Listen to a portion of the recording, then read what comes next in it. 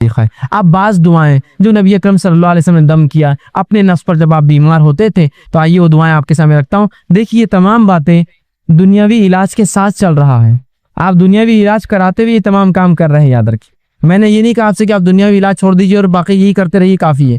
آپ دواخانے بھی جائیے، لیکن پہلے یہ ہوگا اور ساتھ میں پھر علاج کرواتے رہیے اور پھر صبر کرتے رہیے، اللہ سے دعا کرتے رہیے۔ تو علاج کے ساتھ یہ سب چل رہا ہے، اس لیے کہ یہ دونوں ملیں گے تو شفا ہے، یاد رکھیے۔ آئیے آپ صلی اللہ علیہ وسلم نے جو بعض دعائیں کی شفا کے لیے، اس آپ کے سامنے رکھتا ہوں، بس مختصر رکھوں گا۔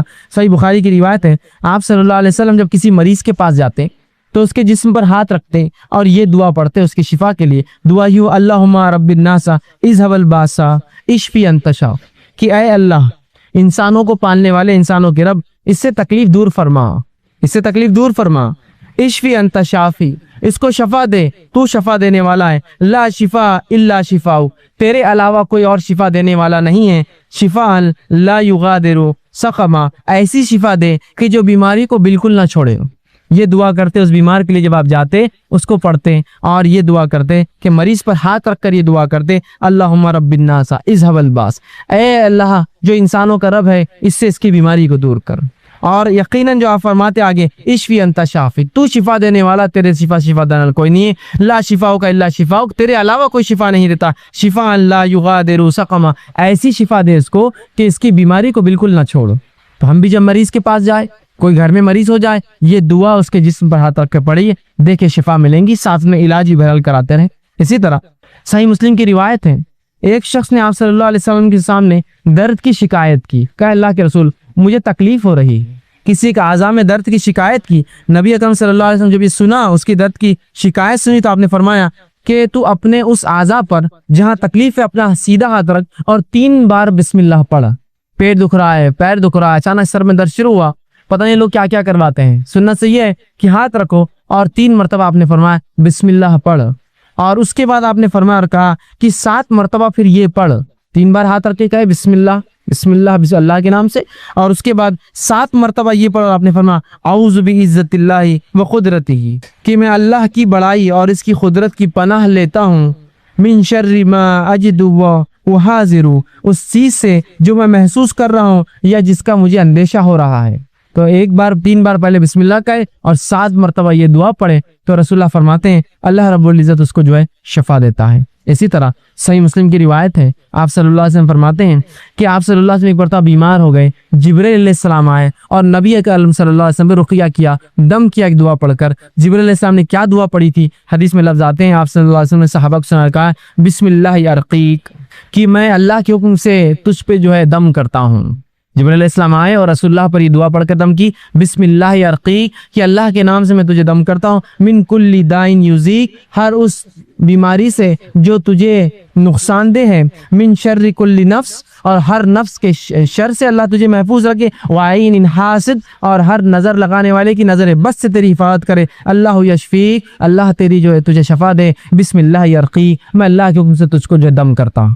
یہ دعا جبرائیل علیہ السلام نے نبی اکرم صلی اللہ علیہ وسلم پر دم کی۔ اسی طرح معوذتین آپ پڑھ سکتے ہیں، اسی طرح سورہ جو ہے فاتحہ پڑھ کر ہم دم کر سکتے ہیں۔ یہ تمام کے بڑے فضائل آتے ہیں، یاد رکھیں۔ ہم نے یہ تمام چیزیں بہرحال آج چھوڑ دی ہیں، اور ایسی تمام وہ دعائیں جو قرآن سے اور سنت نبوی سے ثابت آپ پڑھ سکتے ہیں۔ میں نے تو 2-4 نمونے کے طور پہ رکھی، یہ اگر پڑھ کر ہم کریں گے تو آپ دیکھیے جہاں دوا سے بھی علاج کا کچھ حصہ ہو رہا ہے، وہیں یہ دعائیں بہت حد تک نفسیاتی طور سے ہمیں جو مرض سے دور کر دیں گی، یا کم از کم بیماری ختم نہ بھی ہو تو ہم ایک مضبوط ایک مومن بنے رہیں گے۔ ہم آہو بکا نہیں کریں گے، تقدیر کو کوسیں گے نہیں، اللہ کو برا بھلا نہیں کہیں گے، اللہ سے بدگمانی نہیں کریں گے کہ ہم ہی بیمار ہونا تھا کہ اللہ ہمارا ہی گھر ملا تھا کیا، مہیچ ملا تھا کیا۔ کم از کم یہ تسلی رہیں گی، انسان نفسیاتی وہ مضبوط اور قوی رہیں گا، چاہے جسمانی اعتبار سے کتنا لاغر اور بیمار ہو چکا ہو۔ تو یہ دعائیں بڑی اہمیت رکھتی ہے، یاد رکھیں۔ اسی طرح سجدہ تلاوت کی دعا وہ دیکھ لیتے ہیں۔ تو سجدہ تلاوت کے تعلق سے جو علماء نے یہ کہا ہے، اس کو نماز کے سجدے پر قیاس کیا ہے اور کہا ہے کہ اس کے اندر آپ چاہے تو کچھ یاد نہ ہو تو سبحان ربی الاعلیٰ جو ہے پڑھ سکتے، ٹھیک ہے، 3 بار، جیسا عام نمازوں میں ہم لوگ پڑھتے ہیں، سبحان ربی الاعلیٰ 3 مرتبہ پڑھ لے کافی ہو جائیں گے۔ لیکن ماں عائشہ رضی اللہ عنہا کی کچھ روایتیں ہیں جس میں انہوں نے اللہ کے رسول صلی اللہ علیہ وسلم کی رات کی نماز کا ذکر کیا، جو ابو داؤد کی روایت ہے، اور فرماتی ہے کہ اللہ کے رسول صلی اللہ علیہ وسلم رات کو سجدہ تلاوت کرتے اور اس میں دعا کرتے اور تکرار کرتے، مطلب اللہ قبول کرے بول کے بہت زیادہ اس دعا کو کرتے ہیں. وہ دعا کے الفاظ بھی آپ کے سامنے رکھ دیتا ہوں جو سجدہ تلاوت میں نبی اکرم صلی اللہ علیہ وسلم کیا کرتے تھے. اور دعا یوں ہے, آپ فرماتے اور کہتے ہیں سجد وجہ للذی خلقہ وشق سمعہ وبصرہ بحولہ وقوتہ. یہ آپ اس میں دعا پڑھتے ہیں. اس کا ترجمہ ہے میرا چہرہ اس ہستی کے لیے سجدہ ریز ہے جس نے اسے پیدا کیا اور اپنی طاقت و قوت سے اس کے کان اور آنکھیں بنائی. تو آپ سجدہ کرتے اور یہ دعا پڑھتے تو آپ کو ہم یہ پڑھ سکتے. نہ یاد ہو تو سبحان ربی الاعلیٰ 3 بار پڑھ لیں. اس کے بعد یہ دعا کے بعد آپ اور ایک دعا اضافہ کرتے ہیں. وہ الفاظ کیا ہیں؟ اوپر کی دعا پڑھنے کا دوسری دعا اضافہ کرتے ہیں فتبارک اللہ احسن الخالقین. آپ یہ دعا پڑھتے ہیں جس کا معنی ہے اللہ بہت بابرکت اور بہترین تخلیق کرنے والا. یہ اضافہ کرتے ہیں. تو ہم بھی چاہے تو یہ فتبارک اللہ احسن الخالقین یہ بھی اضافہ کرے اوپر دعا کے ساتھ. نہ یاد ہو تو پھر سیدھا آپ عام سبحان ربی الاعلیٰ پڑھ لیں. انشاءاللہ جس 3 بار یہ کافی ہو جائیں گے. ٹھیک. اسی طرح ایک اور دعا جو نبی اکرم صلی اللہ علیہ وسلم پڑھا کرتے تھے, تھوڑا سا حدیث لمبی ہے لیکن سنا دیتا ہوں. جامع ترمذی کی روایت ہے. ابو سعید خدری رضی اللہ عنہ کے ساتھ یہ واقعہ ہوا تھا, لیکن روایت جو کرتے ہیں وہ روایت کے الفاظ دیکھیے اس طرح سے ہیں کہ عبداللہ ابن عباس رضی اللہ عنہ فرماتے اور کہتے ہیں کہ ایک شخص, اور وہ ایک شخص کون تھے؟ ابو سعید خدری رضی اللہ. ایک شخص نبی اکرم صلی اللہ علیہ وسلم کے پاس آیا اور آپ سے عرض کیا کہ میں نے رات میں خواب دیکھا. خواب میں یہ دیکھا کہ میں ایک درخت کی طرف منہ کر کر نماز پڑھ رہا ہوں. میں نے جب سجدہ تلاوت کیا, خواب میں دیکھ رہے ہیں کہ اس خواب میں نماز پڑھ رہے ہیں, ایک درخت کی طرف منہ ہے اور سجدہ تلاوت کر. جب میں نے رات میں خواب میں سجدہ تلاوت کیا تو درخت نے بھی میرے ساتھ سجدہ کیا خواب, اور اس درخت نے یہ دعا پڑھی. خواب میں بتایا جا رہا اس جھاڑ میں, اس پیڑ میں, اس درخت نے یہ دعا پڑھی. کیا دعا پڑھی سنی؟ اللہم اکتب لی بہا عندک اجرا وزعنی بہا وزرا واجعلہا لی عندک ذخرا وتقبلہا منی کما تقبلتہا من عبدک داؤد. یہ دعا وہ جھاڑ پڑھ رہا تھا. ترجمہ اس کا یہ, اللہ اس سجدے کی وجہ سے میرے لیے اپنے پاس اجر لکھ دے اور اس کے سبب مجھ سے گناہوں کے بوجھ کو اتار دے, اور اس سجدے کو میرے لیے اپنے پاس ذخیرہ بنا دے, اور اس سجدے کو میری طرف سے قبول کر لے جیسے تو نے اپنے بندے داؤد سے قبول کیا تھا. یہ دعا وہ جھاڑ پڑھ رہا تھا. عبداللہ ابن عباس رضی اللہ عنہ فرماتے اور کہتے ہیں کہ نبی اکرم صلی اللہ علیہ وسلم جب آیت سجدہ تلاوت کی تو میں نے آپ کو سجدے میں وہی دعا پڑھتے سنا جو اس شخص نے جھاڑ کی دعا کہہ کر اللہ کے رسول کو سنایا تھا. اور ان کے بعد بات خواب کے ذریعے ایک صحابی کو بتائی گئی. دعا اللہ کے رسول نے جب سنی تو آپ نے سجدے میں پڑھی تو پتا چلا یہ دعا بھی کو پڑھنا چاہے تو پڑھ سکتا ہے. یہ تو تینوں دعائیں سجدہ تلاوت کی دعائیں. یاد نہ ہو تو میں نے آپ کو رکھ دیا سبحان ربی الاعلیٰ پڑھ لے 3 بار, انشاءاللہ جیسی کافی ہو جائیں گے. آگے بڑھتے ہیں. اس نے آخرت میں بہت کثیر اس کا بدلہ ملے گا. ٹھیک ہے. اسی طرح اب جو میں نے کہا دعائیں قبول ہونے کی 3 صورتیں ہیں, اس میں سے جو 3 صورتیں ہیں اس میں سے جو ایک صورت اللہ ہو دعا کو قبول کرتا ہے, اس جو سٹیپ جو پہلا قبول جو اللہ ہو کرتا ہے, اس کے پھر 2 طریقے اللہ کے قبول کرنے کے. اللہ ہر دعا قبول کرتا ہے. دعائیں 3 شکل میں قبول ہوتی ہیں. ہو آخرت میں بدلہ, اس کے برابر مصیبت ٹالتا ہے. تو جو پہلی شکل اللہ قبول کرتا ہے, اس قبول کرنے کی پھر 2 شکلیں ہیں. اس قبول کرنے کی 2 شکلیں وہ کیا ہے؟ پہلی شکل یہ ہے دعا مانگی تبھی قبول ہو گئی. آج میں نے دعا کی کل نتیجہ آ گیا, آج میں نے دعا کی پرسوں نتیجہ آ گیا, آج میں نے دعا کی 1 مہینہ بعد رزلٹ تھا میرا اور وہی آیا جو میں چاہتا تھا. تو یہ ہوا فوراً حال میں, مطلب بالکل آپ دیکھ سکتے ہیں اس کو دعا فوراً قبول ہو گئی آپ کی. اور کبھی اس دعا کو اللہ بعد میں قبول کرتا ہے, بہت لمبے عرصے کے بعد. کتنا عرصہ ہم نہیں جانتے, بہت دن بعد بھی کرتا ہے. لیکن تو جو پہلی شکل ہے پھر اس کے 2 ٹائپس ہوتے ہیں. پہلا فوراً, دوسرا تھوڑا وقت کے بعد. آئیے اس کی مثالیں ہم دیکھتے ہیں. جس میں دعا جو فوری قبول ہو جاتی ہے اس کی ایک مثال ہے, صحیح بخاری کی روایت ہے. آپ صلی اللہ علیہ وسلم فرماتے ہیں 3 لوگ تھے بنی اسرائیل سے, اور وہ جنگل میں تھے. زوردار بارش ہونے لگی, تینوں نے گفا میں پناہ لے لی. اچانک اوپر سے ایک پتھر گرا اور گفا کے منہ پہ آ کے لگ گیا, گفا بند ہو گئی. تینوں نے کہا اپنے اپنے نیکی کا وسیلہ تلاش کرو اور اللہ کے سامنے ایسی نیکی بیان کرو جو نیکی خالص اللہ کے لیے کی ہوں گی تاکہ مصیبت ٹل جائے. پہلے نے کہا اللہ میں نے اپنے والدین کے لیے جو ہے بکریاں چرا کر آیا تھا, والدین سو گئے, میں روز پہلے ان کو دودھ پلاتا. اس دن بعد میرے والدین سو گئے تھے, بچے حالانکہ میرے بھوک سے تڑپ رہے تھے, میں نے پھر بھی بچوں کو جو ہے دودھ نہیں دیا. پہلے والدین کے اٹھنے کا انتظار کیا, انہوں نے پیا, پھر میں نے بچوں کو دیا. یہ میں نے تیرے لیے کیا تھا. اگر تجھے یہ چیز پسند ہے تو جو ہے اس کو جو تو تھوڑا اس مصیبت کو ہٹا دے. پتھر تھوڑا کھسک گیا, روشنی اندر آنے لگی, فوراً اثر ہوا دعا کا, فوراً انسٹنٹ دعا ہوئی, اثر ہوا, پتھر تھوڑا کھسک گیا. پھر دوسرے شخص نے دعا کی, اور تیسرا بہرحال تفصیلی ہے واقعہ بہت لمبا, تینوں نے دعا کی. ایک کی دعا پہ تھوڑا کھلا روشنی, دوسرے کی دعا پہ اتنا کھلا کہ باہر دیکھ سکتے لیکن نکل نہیں سکتے, تیسرے کی دعا پہ وہ رول کر کے بازو ہٹ گیا اور تینوں باہر نکل گئے. جبھی اللہ نے جواب دیا ان کی دعا کا. یہ ایک شکل. اب دوسری شکل جو اللہ بعد میں جواب دیتا ہے, جو بعید ہوتا ہے, عرصے بعد دیتا ہے, تو آئیے اس کی مثال خود قرآن نے دی. ابراہیم علیہ السلام نے اللہ سے دعا کی, سورہ بقرہ سورہ نمبر 2 آیت نمبر 129 فرمایا, ربنا وابعث فیہم رسولا منہم یتلو علیہم آیاتک ویعلمہم الکتاب والحکمت ویزکیہم. اے اللہ ان لوگوں میں سے, انہی میں سے ایک رسول پیدا کر. اے اللہ ان لوگوں میں سے. دعا کب کیا آپ نے معلوم آپ کو؟ جب اسماعیل علیہ السلام اور حاجرہ علیہ السلام کو لا کر مکے میں چھوڑ دیا.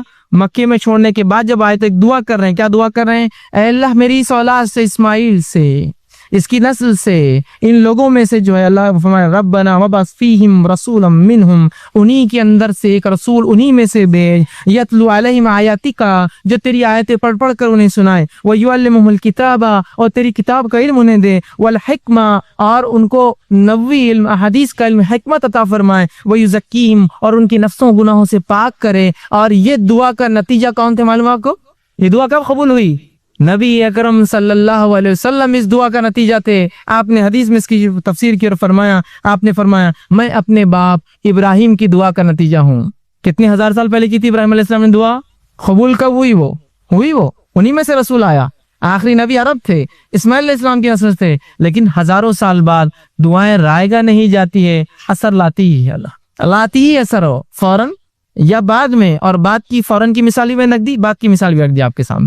تو اللہ کے رسول ابراہیم علیہ السلام کی دعا قبول ہوئی. ہر دعا قبول ہوتی ہے, میری آپ کی بھی ہوتی ہے, لیکن فوراً نہیں ہوئی.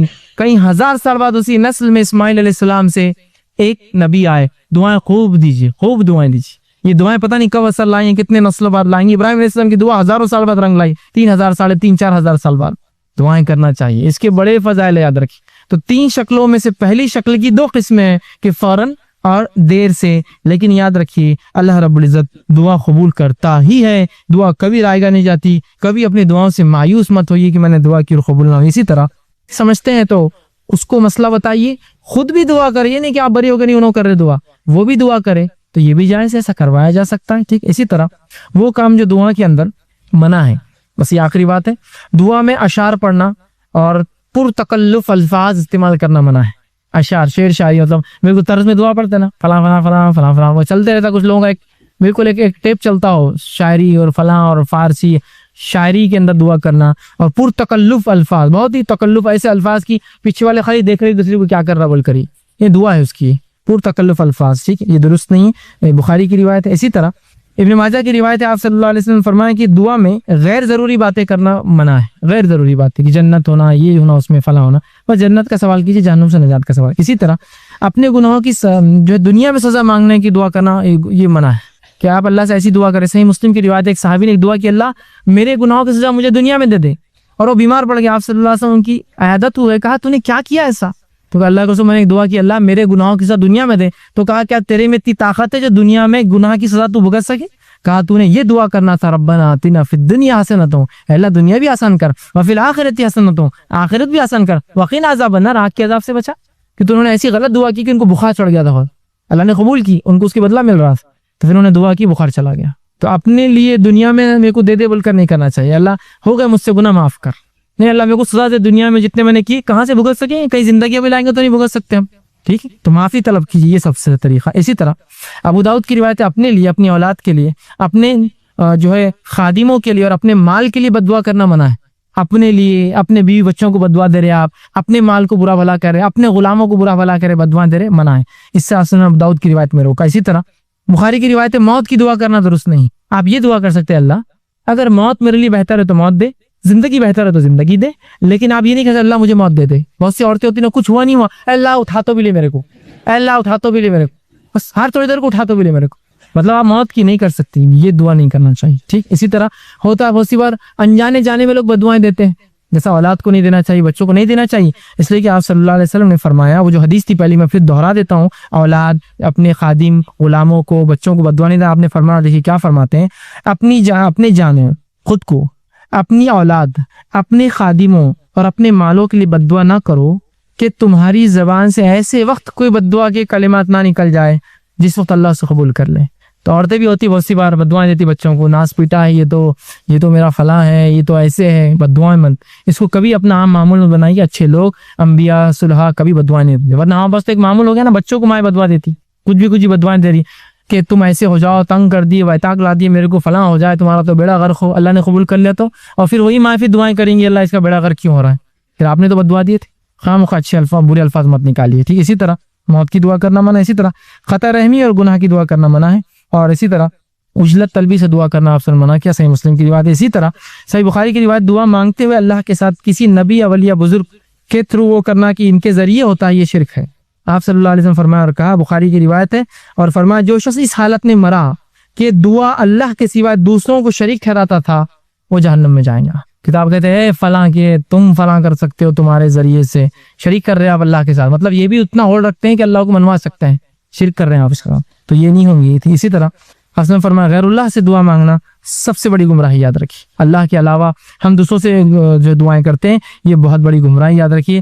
دعا مانگتے وقت جو ہے ہمیں صرف اللہ سے مانگنا چاہیے، اور جو میں نے آیت آپ کے سامنے رکھی تھی، اور میں نے قرآن میں اللہ رب العزت نے سورہ مائدہ آیت میں 46 سے فرمایا کہ غیر اللہ سے جو مدد مانگتے ہیں، دعائیں کرتے ہیں، وہ بڑا شرک ہے۔ اللہ نے فرمایا ومن اضل ممن يدعو من دون الله من لا يستجيب له الى يوم القيامة وهم عن دعائهم غافلون۔ دیکھیے کیا فرمایا اللہ، اس شخص سے زیادہ گمراہ کون ہو سکتا ہے جو اللہ کو چھوڑ کر ان کو پکارے جو قیامت تک جواب نہیں دے سکتے، بلکہ اس سے بھی بے خبر ہے کہ ان کو اللہ کے ساتھ شریک ٹھہرایا جا رہا ہے، ان کو پکارا جا رہا ہے۔ آج انہی سے مانگتے ہیں نا ہم، جو سن بھی نہیں سکتے ہماری بات، بے خبر ہے ہماری باتوں سے، کہاں کہاں جا کے مانگ رہے ہیں آپ، جو سن بھی نہیں سکتا، اس کو پتہ بھی نہیں چلے قیامت دن میرے کو شریک کر دیا تھا اس نے اللہ کے ساتھ، ٹھیک ہے۔ تو یہ دعا مانگنا حرام ہے۔ اسی طرح جو ہے اللہ رب العزت نے دعاؤں کے تعلق سے قرآن نے بڑی وہ ترغیب دلائی، اور اللہ کے علاوہ دعا مانگنا بہت سخت گناہ بتایا۔ 2-3 آیتیں رکھ کے بات ختم کرتا ہوں۔ اللہ رب العزت قرآن میں فرماتا ہے، اور یوں کہتا ہے اللہ رب العزت نے فرمایا، یا ایھا الناس ضرب مثل فاستمعوا لہ، اے لوگو غور سے سنو، اے انسانوں غور سے سنو، اللہ تمہارے لیے ایک مثال دیتا ہے، ایک مثال دے رہا ہے۔ کیا مثال سنی؟ ان الذین تدعون من دون اللہ لن یخلقون ذبابا ولو اجتمعوا لہ، کہ وہ لوگ جن کو تم اللہ کے علاوہ پکارتے ہو وہ ایک مکھی بھی پیدا نہیں کر سکتے، جو پیدا نہیں کر سکتا وہ سن بھی نہیں سکتا، وہ ایک مکھی بھی پیدا نہیں کر سکتے، اور مکھی پیدا کرنا تو دور، اگر مکھی ان کے سامنے سے کچھ لے کر اڑ جائے تو اس سے واپس چھیننے کی طاقت بھی نہیں رکھتے۔ بڑے کمزور ہے جو ایسوں سے مانگتے، اور بڑے کمزور ہے جو لوگ مانگنے والے ہیں۔ کتنا کمزور ہے نا، آپ کس سے مانگ رہے ہیں؟ جس کے سامنے چڑھاوے رکھے ہوئے ایک مکھی لے جائے تو اٹھا کے مار بھی نہیں سکتا ہو، آپ اس سے مانگتے ہو؟ جو مکھی پیدا نہ کر سکے اس سے دعائیں کرتے ہو، جبکہ وہ مکھی اڑانے کی طاقت بھی نہیں رکھتا جو شخص، وہ خود غافل ہے آپ کی ان دعاؤں سے۔ قیامت کرو انکار کریں گا آپ کے شرک، اللہ میں نے تھوڑی کہا تھا ان سے مجھ سے مانگو، یہ تو یہ لوگ پکڑ لی مجھے اس کے بعد، ٹھیک ہے۔ اسی طرح یہ جو سورہ حج کی آیت نمبر 73 اور 74 تھی، آگے اللہ رب العزت سورہ ابراہیم آیت نمبر سورہ فاطر سورہ نمبر 35 آیت 14، 13 اور 14 فرماتا ہے، والذین تدعون من دونہ ما یملکون من قطمیر، وہ لوگ جو اللہ کے علاوہ کسی اور کو پکارتے ہیں دعاؤں میں، انہوں نے تو ذرہ بھی پیدا نہیں کیا۔ ذرہ، خطمیر کہتے ہیں کھجور کی گٹلی کے اوپر ایک چھلکا آتا ہے پتلا، وہ بھی نہیں پیدا کیا انہوں نے، تم جس سے دعا مانگتے ہو۔ ان تدعوہم لا یسمعوا، اور جب تم پکارتے ہو سن بھی نہیں سکتے ہو، بہرے ہو، ان کو سنے نہیں آتا ہے۔ دعاکم، تمہاری دعاؤں کو سنتے نہیں۔ ولو سمعوا ما استجابوا لکم، اور اگر سن بھی لے، کوئی زندہ ہے سن بھی لے تو تمہاری دعاؤں کو قبول نہیں کر سکتے، طاقت نہیں تھی قبول کرنے کی۔ آگے فرمایا وَيَوْمَ الْقِيَامَةِ يَكْفُرُونَ بِشِرْكِكُمْ، اور تمہارے اس عمل، اس شرک سے انکار کریں گے روز قیامت۔ اللہ ہم نے نہیں بولا تھا ان کو ہم سے مانگو، یہ بعد والے ہم کو پکڑ لی، تو اپنے شرک کا انکار کریں گے جو تم لوگوں نے کیا۔ وَلَا يُنَبِّئُكُمْ مِثْلُ خَبِيرٍ، اور فرماتا ہے حقیقت حال کہ ایسی صحیح خبر تمہیں خبردار کے سوا اور کوئی نہیں دے سکتا، مطلب اللہ کیسے جو بتا رہے ہیں ان پر ایمان لاؤ، یہ مشرکین کے لیے تھا، لیکن افسوس آج مسلمان اس میں پڑھے۔ اسی طرح سورہ نحل سورہ نمبر 16 آیت نمبر 20 اور 21 میں اللہ نے فرمایا والذین تدعون من دون اللہ لا یخلقون شیئا وهم یخلقون، تم اللہ کے علاوہ جن سے دعائیں کرتے ہو وہ خود پیدا کیے گئے ہیں، پیدا کرنے والے نہیں ہیں۔ تو جو پیدا ہوتا ہے دعا سن بھی نہیں سکتا ہے۔ کیا فرمایا لا یخلقون شیئا، انہوں نے کچھ پیدا نہیں، وہم یخلقون، وہ خود پیدا ہوئے، امواتا غیر احیاء، وہ مردہ ہے زندہ بھی نہیں جن سے تم مانگ رہے ہو. آج ہے نا ہمارا حال تو یہ مردوں سے مانگ رہے آج ہم سوچتے رہیے کہ ہم سمجھے اللہ سنتا نہیں تو مردوں کی سنیں گا. تو کہا امواتا غیر احیاء کو کہ وہ مردہ ہے زندہ بھی نہیں، احیاء وما یشعرون ایانا یبعثون، اور دوبارہ اٹھنا ہے تک ان کو معلوم بھی نہیں ہوا قیامت تک تم نے کیا کیا مانگا ان سے. تو ہم کوشش کریں خالص اللہ سے دعائیں کریں، اللہ کے علاوہ کسی کو شریک نہ کرے دعاؤں میں. دعا عبادت ہے، مستقل عبادت ہے، اور دعا اللہ ہر کسی کی دعا سنتا ہے. حکمت مصلحت کے تحت تھوڑا آگے پیچھے ہو جائے تو ہمیں اللہ سے ناراضگی یا دین و شریعت یا دعا کرنا چھوڑنا نہیں چاہیے. دعا بڑا افضل عمل ہے، یہ مومن کا ہر مصیبت پریشانی دنیا کی ہر تکلیف اور مسائل کے خلاف بہترین ہتھیار ہے. کوشش کے ساتھ ہمیں چاہیے کہ ہر بار اللہ سے ہم دعا کرے، خوب دعائیں کرے کہ کم از کم قبول اگر ظاہری نہ ہو تو آخرت میں باطنی اجر اس کا ضرور انشاءاللہ ملیں گا. اسی پر اپنی بات ختم کرتا ہوں. اللہ رب العزت سے دعا ہے کہ اللہ سبحانہ تعالیٰ ہمیں جو ہے کہنے سننے زیادہ عمل کی توفیق عطا فرمائے. جو کچھ کہا سنا گیا کھاتے پیتے عبادتوں سے پہلے، عبادتوں کے اندر، عبادتوں کے بعد وہ جو ہے دعائیں کرتا ہے، اور اللہ رب العزت جو ہے دعاؤں کو قبول بھی کرتا ہے. ایک غلط فہمی یہ بھی ہوتی ہے لوگوں کو کہ یار میں نے اتنی دعا کی، ہم لوگ اتنی دعائیں کر رہے ہیں لیکن میری دعا قبول نہیں ہوتی. میں نے فلاں مسئلے کے لیے دعا کی، وہ چیز مجھے نہیں ملی. میں نے فلاں کام کے لیے دعا کی، وہ چیز کام نہیں ہوا. میں نے فلاں مسئلے کو فلاں کیا، آج تک وہ چیز نہیں ہوئی.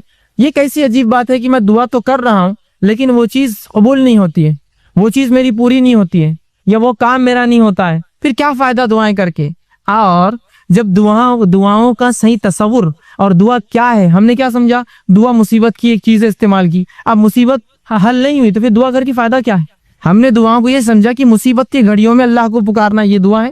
اب اگر مصیبت میں نے پکارا اور وہ دعا کا جواب نہ آیا، جو مجھے نہ سمجھا، تو پھر فائدہ کیا ہے دعا کر کے جس کا جواب نہیں آتا، جو قبول نہیں ہوتی. اور پھر یہ سوچ کر انسان یا تو دعائیں کرنا چھوڑ دیتا ہے. دعائیں کرنا چھوڑنا تو پھر ٹھیک ہے، لیکن اللہ رب العزت سے جو بدزنی وہ شروع کرتا ہے، یار دعائیں قبول نہیں کرتا اللہ ہماری، فائدہ کیا کر کے؟ بدزنی مطلب اللہ سے بدزن ہو جاتا ہے اور یہ کہنا شروع کر دیتا ہے کہ دعائیں میری قبول نہیں ہوتی یار، یا دعا کر کے فائدہ نہیں میری قبول نہیں ہوتی. یہ بہت خطرناک چیز ہے، یاد رکھیے. پہلے غلط فہمی کی دعا مصیبت کی ایک چیز ہے، اس کے بعد اگر مصیبت دعا نہیں دوسری چیز کی، پھر انسان یا تو دعائیں کم کر دیتا ہے یا تو دعا کرنا چھوڑ دیتا ہے. یہ کم اور چھوڑنا تو ٹھیک ہے، اللہ سے شکایتیں شروع کر دیتا ہے.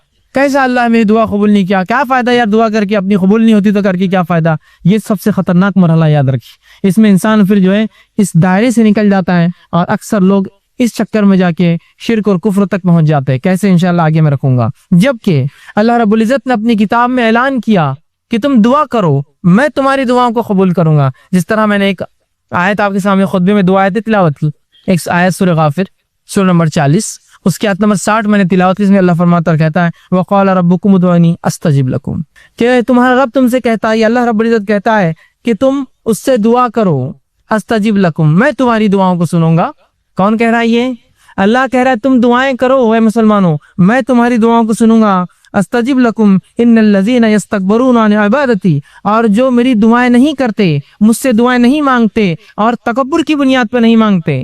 جو اللہ فرماتا ہے یستکبرون عن عبادتی، جو دعاؤں کو نہیں کرتا تکبر کی بنیاد پہ، اور دعا عبادت چونکہ یہاں لفظ ہے ان عبادتی، جو دعاؤں کے شکل میں میری عبادت نہیں کرتا تکبر کی بنیاد میں، سیدخلون جہنم داخرین، ایسے شخص کو میں جہنم کے اندر ڈال دوں گا. اٹھا کر سمجھ رہے بات کو، کہ جو دعا نہیں کریں گے، تکبر کریں گے، دعا ایک عبادت ہے، تو اللہ فرما رہا ہے ایسے لوگوں کو اٹھا کر میں کہاں ڈال دوں گا؟ سیدخلون جہنم داخرین، ایسے لوگوں کو میں جہنم میں ڈال دوں گا. تو وہ اللہ دعا سنتا ہے، نہ کرنے والوں کو جہنم میں ڈالیں گا، تو کرنے والوں کی پھر ضروری اس کے لیے لازم ہے کہ وہ جواب دے. پھر اس کے نفس پہ لازم ہے، جب وہ کہہ رہا ہے مجھ سے کرو، نہ کرو گے تو جہنم میں ڈالوں گا، تو گویا تم کرو میں قبول کروں گا.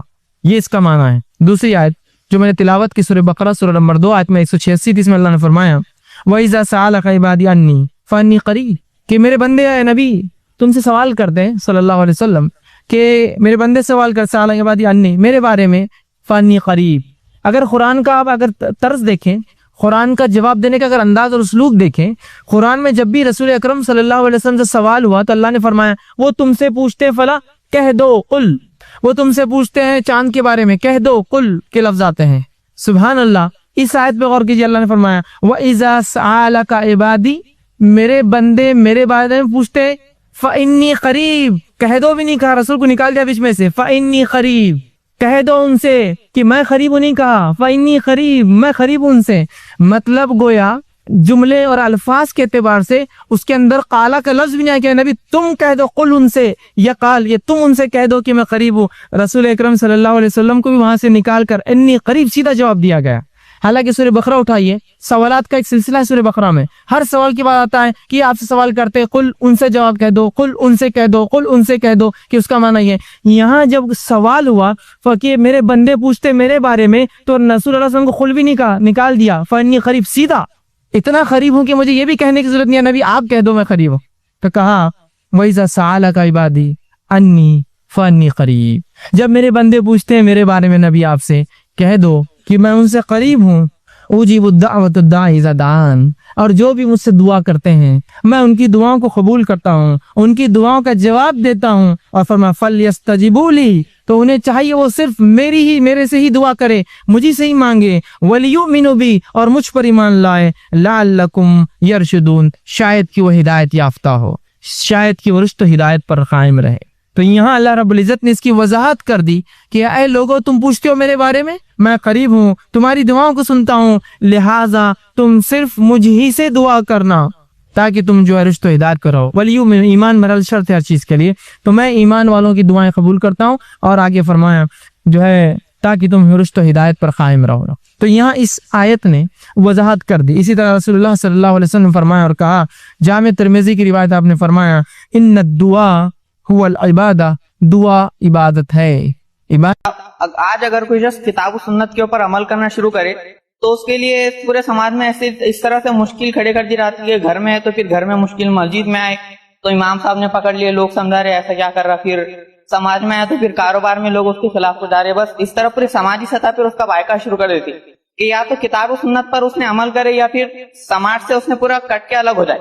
تو ایسی صورت میں وہ شخص جب بڑی مشکل ہوتی کتاب و سنت پر عمل کرنے میں، تو وہ کیا کرے، اور دوسرے لوگ جو کتاب و سنت پر عمل کرے وہ اس کو کس طرح سے مدد کر سکتے؟ بھائی نے ایک اچھا سوال کیا کہ جب کوئی انسان قرآن حدیث کے مطابق چلتا ہے تو اس کے سماج میں مسلمان خود اس کے گھر میں بائیکاٹ، مسجد میں بائیکاٹ، تجارت میں بائیکاٹ، ہر جگہ اس کو بری نظر سے دیکھتے ہیں، اس کو بائیکاٹ کیا جاتا ہے، یا تو سماج میں رہے یا تو بائیکاٹ کو برداشت کرے۔ اس معاملے میں ایک انسان کیا کرے اور خود دوسرے قرآن حدیث کے ماننے والے اس کی کیسی مدد کرے؟ دیکھیے بہرحال کتاب و سنت کے ماننے والوں کے ساتھ کیسا بائیکاٹ کیا جاتا ہے۔ اگر آپ اورنگ آباد شہر کی حد تک بات کریں تو میں کہتا ہوں اورنگ آباد شہر کا ماحول الحمدللہ اتنا اچھا ہے کہ ایسا ماحول بہت کم شہروں میں دیکھنے کو ملتا ہے۔ میں چونکہ بہت ہندوستانی کئی شہروں میں گھما ہوں، ماشاءاللہ 75 سے زیادہ مقامات میں میرے درس ہوئے ہیں، تو میں نے دیکھا ہے اورنگ آباد کے جیسا ماحول الحمدللہ ایسا ماحول آپ کو کہیں نہیں ملے گا، اس لیے کہ اس شہر میں ایک بھی ایسی مسجد آپ بتا نہیں سکتے جہاں یہ کہا جاتا ہے کہ تم یہاں نماز نہیں پڑھ سکتے یا مسجد نے اعلان کیا گیا۔ جبکہ میں ایسے شہروں میں گیا ہوں جہاں لکھا ہوا ہوتا ہے کہ فلاں جماعت اور کتوں کا آنا منع ہے، بالکل ایک دم کھلے الفاظ، فلاں جماعت اور کتوں کا آنا اس مسجد میں منع ہے، یہاں فلاں حضرت کا مسلک چلے گا، اس کے علاوہ کوئی آئے تو اپنی ہڈیوں کی خیر خود منائے۔ یہ لکھے ہوئے مساجد میں نے کئی دیکھے، سب ہمارے بھائی ہیں تو بھاگو یہاں سے، ٹھیک ہے؟ تو ایسے میں نے دیکھا اورنگ آباد کا ماحول الحمدللہ ان شہروں کے مقابلے میں بہت اچھا ہے۔ تو یہاں کتاب و سنت کے ماننے والے کو وہ تکلیف نہیں ہے جو اگر میں یہاں سے 70 یا 80 کلومیٹر کا آپ کو واقعہ سناتا ہوں، آج بھی یہ حال ہے کہ ایک علاقہ ہے جہاں لوگ قرآن حدیث کو ماننے والے ہیں، حالت یہ کہ اگر ویسی نماز پڑھتے ہیں تو وہ مسجد میں نماز نہیں پڑھ سکتے، اگر وہ نماز پڑھتے ہیں تو کوئی ایک آدمی اٹھ کر آتا ہے ان کا ہاتھ نیچے باندھتا، اگر ہاتھ نیچے نہیں باندھتے تو لات کھا کے ان کو مسجد سے آج کی بات کر رہا ہوں ہکال دیا جاتا ہے۔ اگر ان کو قرآن حدیث کے مطابق عمل کرنا یا نماز پڑھنا ہے تو آج بھی اپنا شہر چھوڑ کر وہ بازو میں ایک چھوٹا سا پہاڑ ٹیلا ہے وہاں جاتے ہیں، وہاں نماز پڑھتے ہیں، اور اگر وہاں بھی کوئی دیکھا تو ان کو مارتا ہے۔ مسجد بنائی گئی تھی، مسجد کو آگ لگا کر جلا دیا گیا کہ یہ مسجد یہاں نہیں رہ سکتی، اس لیے کہ مسجد جو ہے زرار ہے اور یہ منافقوں کی بنائی ہوئی مسجد جیسی تھی ویسی ہے، بلکہ اس کو جلا دیا گیا۔ مسجد اور ٹرسٹ کی جگہ جو ہے چھین لی گئی، جس گھر میں وہ رہتے تھے ان گھروں سے اس کو نکال دیا گیا، اور ایسے ایک نہیں تقریباً 50 نوجوان جن کا یہ سلوک دن اور رات ہوتا ہے، وہ ایک بھی نماز جماعت سے نہیں پڑھتے ہیں یا پڑھنے نہیں دیا جاتا ہے، اور ان کی بہنوں کی شادیاں روک دی گئی ہے، ان کی بیویوں کو بہکا کر کچھ کی طلاقیں دلا دی گئی۔ اس حد تک میں ایک دم لیٹسٹ اور آج کی بات کر رہا ہوں، آج بھی حال ہے، لہٰذا ابھی تو کوئی ظلم نہیں ہے۔ ویسے بھی لوگ آئے مجھ سے کہا کہ ویسا ہو رہا ہے ہمارے ساتھ، اور یہ واقعی میں سوشل بائیکاٹ ہے۔ اورنگ آباد میں کوئی سوشل بائیکاٹ نہیں الحمدللہ، ایسے حالات اورنگ آباد میں کہ ہر صف میں 10 لوگ مل جائیں گے آپ، اور یہاں بولنے سے پہلے آدمی 10 بار ڈرتا بھی ہے۔ اس کی وجہ یہ ایک وجہ یہ ہے کہ یہاں عرب لوگ نہیں، یہاں عرب لوگ بہت ہیں جبکہ دوسرے علاقوں میں نہیں ہوتے۔ ایسا میں ایک مقام پہ گیا میں نے کہا یہاں عرب لوگ ہیں, کہتا کہ عرب ہو تو کچھ نہ کچھ معاملہ آدھا ختم ہو جاتا, رفع دین مسائل ختم ہو جاتے. تو نہیں بولے نہیں, مطلب پھر تو بہت دن لڑنا پڑے گا آپ کو, کیونکہ بہت سی بار آدمی 10 بار سوچتا بولنے سے پہلے, اس لیے کہ یہاں ایسے لوگ بھی ہیں. ٹھیک, شیعہ رفع دین کرتے ہیں, عرب رفع دین کرتے ہیں, شافعی مسلک ہے, اسی طرح جو ہے حنبلی رفع دین کرتے ہیں. تو جہاں اکثریت سمجھ رہے آپ, تو یہاں مسئلہ ختم ہو جاتا. آپ دیکھیے بہت سے علاقے جہاں عرب لوگ زیادہ ہے, وہاں کوئی جھگڑا نہیں رفع دین کا, کوئی بیک آؤٹ بھی نہیں سوشل, اس لیے کہ وہ سلفی بھی ہوگا تو فرق نہیں معلوم ہوتا ان کو محسوس, نہ وہ شافعی ہے تو ان کو فرق سمجھ میں آتا, یا وہ صوفی بھی ہے سمجھ رفع دین کرتا تو سمجھ میں نہیں آتا. یہ فرق جہاں نہیں ہے. تو اورنگ آباد میں الحمدللہ ایسا ماحول نہیں ہے, بہت اکثریت میں شیعہ بھی بستے ہیں جو رفع دین کرتے ہیں, عرب بھی بستے ہیں رفع دین کرتے ہیں, سلفی بھی رفع دین کرتے ہیں, شافعی بھی ہے بہت سارے رفع دین کرتے ہیں. تو یہاں مسئلہ نہیں. لیکن آپ کچھ علاقوں میں اگر آپ کو رفع دین کرتے دیکھیں مسجد سے ہکال دیا جاتا ہے. بائیکاٹ تو الگ بات ہے, بالکل کفاروں جیسا آپ کے ساتھ سلوک ہوتا ہے, سمجھ, جیسا وہ نوجوانوں کے ساتھ 50-60 آج ہو رہا ہے. ٹھیک, تو یہ حالت ہے, یاد رکھیے. تو الحمدللہ اورنگ آباد میں ایسی کوئی حالت نہیں ہے. لہٰذا رب کا ہم شکر ادا کریں کہ اللہ نے ایسی زمین پر پیدا کیا جس زمین پر ایسی کوئی تکلیفیں ہم کو نہیں ہے کہ لوگ فلاں چیز سے کریں. تھوڑا بہت جو تکلیف آ رہی ہے اس کو بائیکاٹ مت سمجھیے آپ, وہ تو آپ کی تبلیغ کا ذریعہ بنتے ہیں لوگ جو آپ کو برا اور بھلا بولتے ہیں, لہٰذا وہ تبلیغ کا ذریعہ بن جاتے ہیں آپ.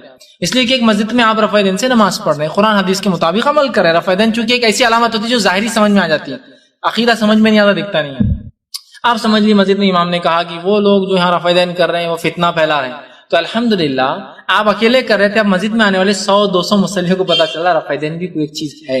پھر جمعہ میں اعلان ہوگا کہ کچھ لوگ فتنہ مچا رہے ہیں اور جو ہے رفع دین کر رہے ہیں مسجد میں, تو مسجد میں آنے والے جمعہ کے 500 مسلموں کو معلوم ہوا رفع دین بھی کوئی ایک مسئلہ ہے, جس میں سے کم از کم 50 اسٹڈی کرنا شروع کر دیتے ہیں. 25 سے آپ 1-2 مہینے میں دیکھیں گے آپ کے عمل پہ آ جاتے ہیں, جیسا آپ کر رہے وہ بھی شروع کر دیتے ہیں نا. تو گویا یہ تو تبلیغ کا ایک ذریعہ بنتا ہے ایسا بائیکاٹ. وہ سماجی بائیکاٹ جو حقیقی ان نوجوانوں سے ہو رہا ہے جو گھر سے نکال دیے جا رہے ہیں, مسجد میں نماز پڑھے تو مارے جاتے ہیں بری طرح, مطلب بالکل کوئی آدمی رتی برابر بھی نرمی نہیں آئیں گا اور سیدھا مارنا شروع کر دیں گا. میں سمجھتا ایسا کوئی سوشل یا فزیکل بائیکاٹ الحمدللہ ہمارے ساتھ نہیں. تو لہٰذا آپ جو بھی لوگ آپ کے ساتھ آج کر رہے ہیں, بزنس کو بائیکاٹ کر رہے ہیں, یہ کر رہے ہیں, اس کو آپ بائیکاٹ مت سمجھیے. اس کو آپ یہ سمجھیے کہ آپ نے کوئی ہلچل کی اور آپ کوشش کر رہے ہیں دین پہ چلنے کے لیے, اور ہر بار نیکی کرنے کے لیے کچھ نہ کچھ تکلیف تو آتی ہے, وہ ایک تکلیف ہے بس, ختم, اتنا ہی آپ سوچیں. اس سے ہٹ کرو کچھ بھی مت, نہیں بہت میں ظلم میں ہوں, یہ ہوں, یا وہ صحابہ کے ساتھ جو ہوا تھا 3 سال کا بیک اور اللہ کے رسول اور جو ہے بنی ہاشم کے ساتھ, یہ ویسا کچھ بھی ہمارا الحمدللہ نہیں ہو رہا ہے. اب رہا معاملہ, ہاں جب شروعات میں آپ اس عقیدے سے, اس منہج سے, اس طریقے نماز سے جڑتے ہیں تو میں جانتا ہوں بہت بائیکاٹ ہوتا ہے, لیکن for a certain period of time, بہت ایک مخصوص وقت ہوتا ہے, اس وقت کے بعد سب معاملے دب جاتے ہیں, سمجھ رہے آپ. اس لیے کہ جب انہوں نے کہا یہ رفع دین کرتا ہے تو لوگ آپ پر نظر رکھتے ہیں. جب لوگ آپ پر نظر رکھتے ہیں تو آپ اب موقع ہے حقیقت میں سلفیت کیا ہے لوگوں کو بتانے کا. بہت سے لوگ اس میں کیا ہوتے ہیں, لڑ پڑتے, تم ایسا ہم کو روکیں گے تو ہم یہ کریں, نہیں. اب تو حقیقی موقع ہے کہ ہم بتائیں کہ حق کیا ہے. اگر ہمارے پاس حق ہے تو ہمارا عمل صحابہ کے جیسا ہونا چاہیے کہ جب ظلم ہوا صحابہ نے برداشت کیا دین کے لیے, سمجھ رہے آپ, دین کے لیے. تو اب آپ نے اپنی سلفیت کا اظہار کرنا چاہیے, اچھا برتاؤ کرنا چاہیے, اچھا سلوک کرنا چاہیے, علمی دلائل رکھنا چاہیے ان کے سامنے. وہ کہہ رہا ہے رفع دین کرنے سے تم حق پر نہیں ہے, تو میرے بھائی بولنا چاہ رہا ہو امام حق پر ہے, آپ ہی کہتے ہو, تو پھر 3 کا کیا, وہ خود سمجھنے لگ جاتا ہے, سمجھ رہا ہے بات. تو لہٰذا اچھی بات چیت کر کے اپنی بات کو بتانے کا یہ وقت ہے. تو یہاں وہ بائیکاٹ نہیں, اور اگر کہیں ہو بھی رہا ہے حقیقی بائیکاٹ, اگر یہاں بھی سمجھو آپ کو لگ رہا ہے ستا رہے ہیں لوگ, ٹانٹ مار رہے ہیں, آپ کو فلاں کر رہے ہیں, تو آپ اس کو برداشت کیجیے. اس لیے کہ جب بھی انسان حق پر چلیں گے تو وہاں تکلیفیں برداشت کرنا ہوتی ہے. جب بھی حق پر, جہاں بھی ہوں گے دنیا حق پر چلیں گے تکلیفیں برداشت کرنا ہوتی ہے. تو آپ یہ سمجھیے کہ آپ حق پر اگر ہے تکلیف برداشت کیجیے, سمجھ رہے بات کو. تو لہٰذا صبر کریں. دوسرے انسان کا کام یہ ہے کہ اپنے بھائی کو وہاں مدد کرے, تعاون کرے جس بھی لحاظ سے ہوتا ہے. اور اللہ تعالیٰ یاد رکھیے ہر سختی کے ساتھ, تکلیف کے ساتھ جو ہے آسانی پیدا کرنا ہے. ٹھیک, تو لہٰذا اگر آپ کو لگ رہا ہے یہ سختی, یہ تکلیف ہے, تو سمجھ جائیے کہ اس کے بعد ایک آسانی کا دور آنے والا ہے. اور الحمدللہ شروعاتی دور میں جن لوگوں نے کتاب و سنت پہ عمل کیا ان کو بہت زیادہ سختیاں ہوئی, یاد رکھیے. پھر بھی ویسی نہیں ہوئی جیسے اطراف اور اکناف کے علاقوں میں ہوتی ہے. الحمدللہ کچھ حد تک معاملہ اس شہر کا اور اطراف میں ہوا, لیکن بہت سارے ایسے شہر ہیں جہاں میں جانتا ہوں مسجدیں جلا دی گئی, بنائیں گی تو جلائے گی, توڑ دی گئی راتوں رات. پتا چلا کہ یہ جو ہے فلاں جماعت سے مسجدیں توڑ دی گئی, جلا دی گئی, کیسز کیے گئے, گھر جلائے گئے, دکانوں کو آگ لگا دیا گیا. میں جانتا ہوں پچھلے رمضان ایک واقعہ ہوتا, 6 دکانیں جو ہے جلائی گئی تھی, صرف اس لیے کہ ان کا صرف جرم یہ تھا کہ وہ قرآن حدیث پر آ گئے تھے اور الگ سے نماز پڑھ رہے تھے. تو 6 دکانیں جلا دی گئی اور مسجد بھی جلا دی گئی. الحمدللہ یہ میں اورنگ آباد کے بہت قریب کی باتیں کر رہا ہوں. تو الحمدللہ یہاں ایسے واقع ایک مسجد میں جانتا ہوں جو اورنگ آباد سے بمشکل 10 کلومیٹر کے رینج میں, اور اس میں جب بنایا گیا تو مسجد پہ قبضہ کر لے گا. کتنا تماشا اور کتنے جھگڑے اور فساد ہوئے اس کے. پھر اس کو جو ہے پولیس کیس کے ذریعے چھڑایا گیا. تو ریسٹرکشن یہ کہ تمہارے گھر کے علاوہ اس میں کوئی نماز نہیں پڑھے گا, ورنہ کوئی پڑھا تو مسجد پھر وہی کرے گا. تو الحمدللہ اورنگ آباد میں تو آپ دھڑلے سے پڑھے ہر مسجد میں جا سکتے, کوئی چیلنج نہیں ہے آپ کو. کسی بڑے سے بڑے 30 مار خان مسجد میں بھی چلے جائیے تو آپ کو کوئی روکتا نہیں آپ کے عمل میں, کوئی نہیں بولے گا کہ تم ایسا. خالی دیکھیں گے, ان کو یہ ہمت نہیں کر سکتا کہ مسجد میں نہیں آنا, ہم فلاں کر دیں گے. الحمدللہ یہ بہت اچھی بات ہے. تو اللہ نے ایک امن و امان والا علاقہ ہم کو دیا ہر اعتبار سے, غیر مسلموں کے ساتھ بھی امن و امان, مسلمانوں کے ساتھ بھی. لہٰذا اس کا صحیح فائدہ اٹھائے اور چھوٹی موٹی تکلیفوں کو بائیکاٹ مت سمجھیے. یہ تکلیف ہر حق بولنے والوں کو آتی ہے, لوگ جان دینے تک لوگوں نے تکلیفیں برداشت کی, کیا ہے معمولی ہے. لہٰذا اس کو برداشت کیجیے اور دوسرے لوگوں کا کام اپنے بھائی کو سپورٹ کرے. لیکن سب کا کام ہے کہ قرآن حدیث کے اخلاقی مظاہرے کا یہ وقت ہے آپ کے, اب کہ اگر کوئی آپ کا بائیکاٹ کر رہا ہے مطلب آپ پہ نظریں, اب بتائیے سلفیت, قرآن حدیث یا سلف کا طریقہ کیا ہے جب معاملہ حق اور باطل کا. ٹھیک ہے, تو بہرحال یہ کرنے کی ضرورت ہے, نہ کہ آپ بولے کہ یہ تو جو ہے جنگ بدر کا موقع آ گیا ہے, آپ سامنے والے کو حنفی جنگ بدر میں مخالف کافر سمجھ رہے اور اپنے آپ کو جو ہے 313 صحابہ میں سے ایک سمجھ رہے, اور پھر اب ظلم ہو رہا تو اس کا جواب دیا جا رہا, لڑائی جھگڑے فتنے مسجد میں, ہم نہیں تو تم بھی نماز نہیں پڑھیں گے اور فلاں. یہ وقت نہیں, اب تو وقت ہے اپنی دعوت کو عام کرنے کا, اپنی بات, اپنے صحیح عقیدے, اپنے اخلاق کو پیش کرنے کا. آپ اس کے ذریعے کیجیے, اور واقعی میں کوئی اگر ستایا ہوا ہے بیٹھ کے بات کیجیے, ذہنی تسلی دیجیے, اور مالی کو نقصان مدد کرنا چاہے تو کیجیے. میں نہیں سمجھتا کہ مالی نقصان کسی کو ہو رہا ہے, تھوڑا بہت بس یہ ہے کہ ذہنی تکلیف میں انسان ہوتا ہے, اس کو تو آپ کو برداشت کرنا ہی ہوگا. اس لیے کہ سب سے پہلی ذہنی تکلیف اللہ کے رسول کو بھی جب حق پر آئے تھے, آپ نے دین کی دعوت دی گئی, آپ کی 2 بیٹیوں کا نکاح ابو لہب کے بیٹوں کے ساتھ ہوا تھا, جو ہے وہ اس نے دونوں نکاح توڑ دیے تھے. کتنی ذہنی تکلیف ہوگی, باپ کو کہ بیٹی کے طلاق ہوگی, ودائیگی نہیں ہوئی تھی ابھی, یاد رہے صرف نکاح ہوا, تو اذیت ذہنی دی گئی. تو بہرحال یہ تو کوئی بات نہیں, تو بہرحال آپ برداشت کریں اور اللہ سے اجر کی امید کریں کہ اللہ اس کا اچھا بدلہ. السلام علیکم. پھر اس سے پہلے کے درس میں تھا کہ جھوٹ کہاں جائز ہے.